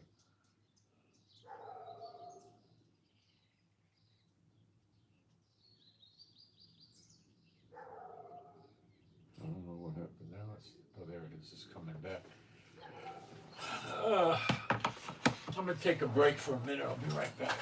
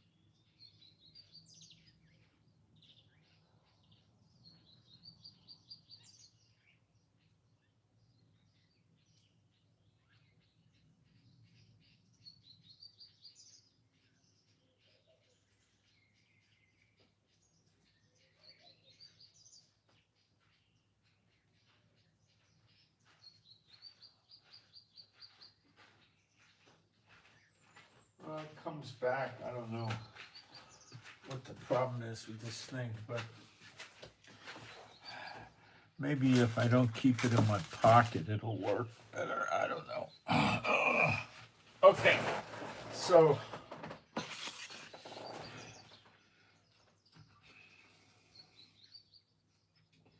now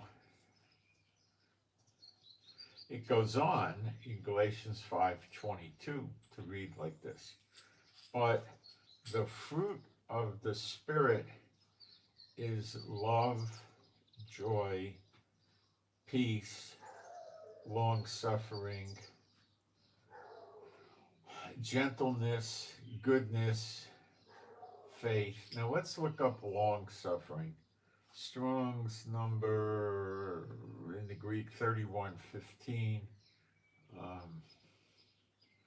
me gently get it to Strong's.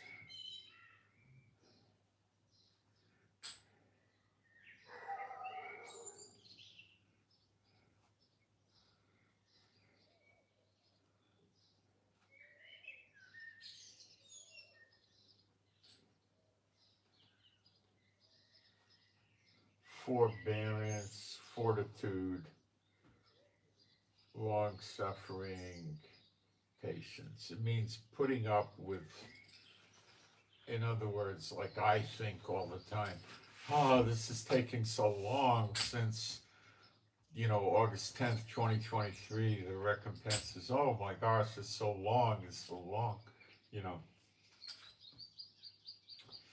That's me failing at long suffering, okay?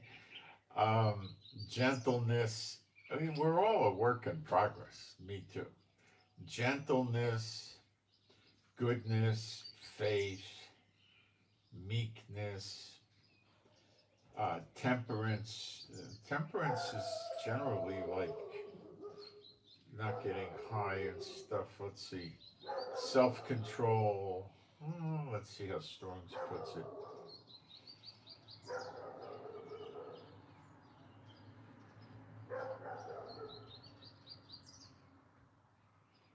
You're not going to have self control if you're getting loaded, right? Right? Drinking, drugging, okay. Temperance. Against such there is no law. Okay, there's no law against doing those things, but the fruit of the Spirit. And if the tree doesn't bear good fruit, it gets cut down and thrown into the fire. The fruit of the Spirit, which is good fruit, is love, peace, long suffering. That's patience, putting up with things you don't particularly enjoy till they go away, right? Gentleness, goodness, faith. Okay. So if your dog does something wrong, you don't kick it around the house. You might grab it by the snout and say, no, don't do that for 3 or 4 seconds. And then you made your point, if the dog understands what it was. And they that are Christ's have crucified the flesh with the affections and lusts. Okay, you kill the flesh from doing that. The key to it is as soon as the thoughts start, stop it. Stop the thoughts. It's not hard. If it is hard, ask the Lord to help you, but you should be able to do it. You need to be determined to do it. Okay. How does the hatred build up? You keep thinking about what that person did to you. You get like, okay, if you stop thinking, you go, Lord, I just turn this over to you. I don't want to get into hatred. Revenge belongs to you. You know what this person did to me. I turn it over to you. Please heal me of this. Take this away from me. Get me to stop trying to deal with it and just walk in shalom and peace. B'Shem Yeshua Mashiach. That's how you do it. One way to do it. I mean, there's other ways, but that's one way. Flesh with the affections and okay. If we live in the Spirit, let us also walk in the Spirit. Let us not be desirous of vain glory. I want to be rich. I want to be famous. Okay. Provoking one another, envying one another. Okay. And if you're in the Spirit, you're not under the law. If you're living in the Spirit or walking in the Spirit, you're not under the law. But you'll be surprised what the evil people that serve the unclean spirits will come up with to keep you in that mode. Okay, are there people that are not serving the unclean spirits that get fanatical in that mode? Nah, usually not. Usually not. There are people that don't understand and they are going to go back to, we got to observe this feast and we got to eat this kind of food. We can't eat this kind of food, or we got to observe this Shabbat and do it this way or that way, or we're going to get punished, or our salvation will be gone, or stuff like that. That's not really the walking in the Spirit, you know? That's not it.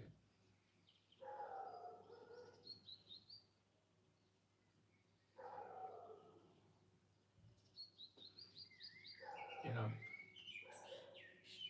because you're not under the law, they're putting themselves under the law. They're combining the law as they like it. They're not going to say, oh, I got to go to the altar and sacrifice this kind of an animal, because there's no altar. There's no priesthood, there's no temple, there's no tabernacle, there's nothing. So they just push that out of their brain. And then they push out of their brain, if you break one part of the law, you broke the whole law. Well, they're breaking the whole law. So the Jews are rejecting Yeshua and his righteousness. So they're out in left field right now, right? Okay? They're not in righteousness, okay? They don't have righteousness with God. But you have righteousness with God, and then some Satan bot comes along and says, you got to eat clean food. You got to not work and stay home on the Sabbath. You got to do the unleavened bread. You got to do the Feast of Tabernacles. You got to do this. You got to do that. All of which you cannot do. You cannot follow the Sabbath in Moses' law. Moses' law came after the Ten Commandments. So as chronology moved on after the Ten Commandments, the people moved into Moses' law, as we could call it. Oh, it's working.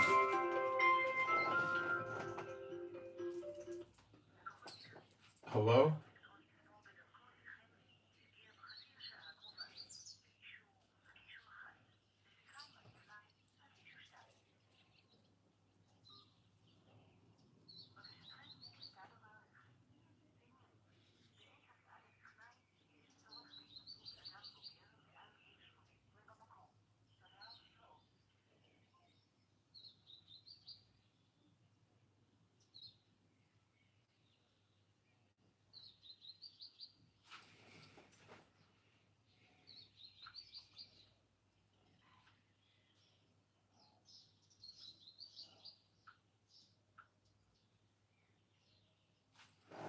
Hold on a second, I might have a problem.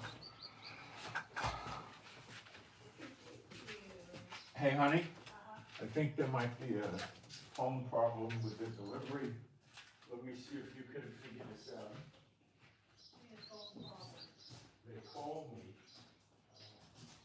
and they gave me a recording, and I think I answered it here. Let's see if we can call them back.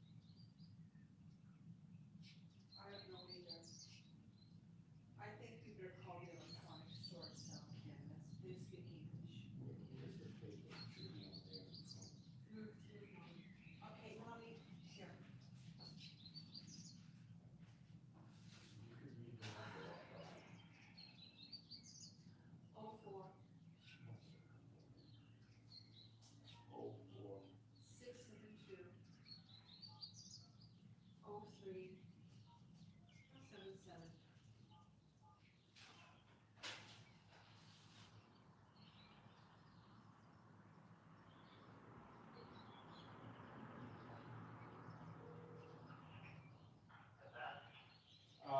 Shalom. Yeah, hello. Medabere Anglik or Rock of Reed? Can I talk English? Okay, we're supposed to have the technical come today to put in the washing machine. Uh, yeah, we bought a Electrolux washing machine. Yeah.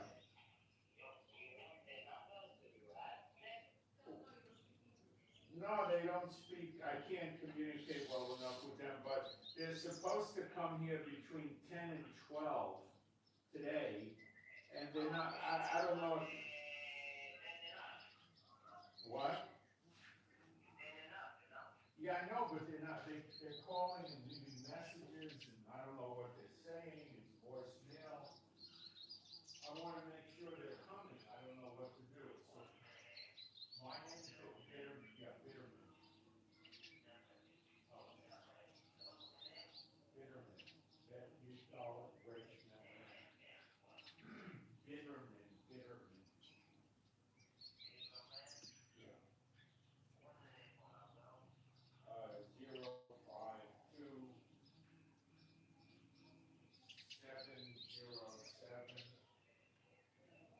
052-707-9, correct, yes. Korea,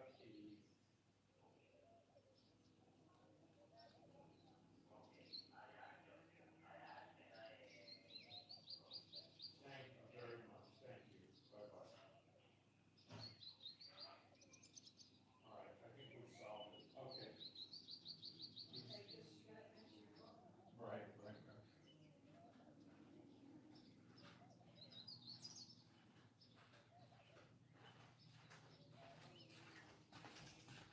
All right, I think we got that one whipped. I'm not sure yet, but it looks good.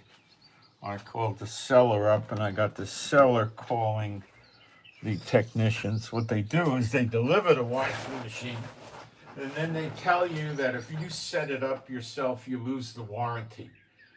Then they send the guy over here that basically unwraps the plastic and plugs it in and tries to sell you an extended warranty. So he's really a salesman. This is sick what goes on here in Israel, but you got to wait for the guy. it's it's bizarre living here. Okay, let me see what's going on in the live stream.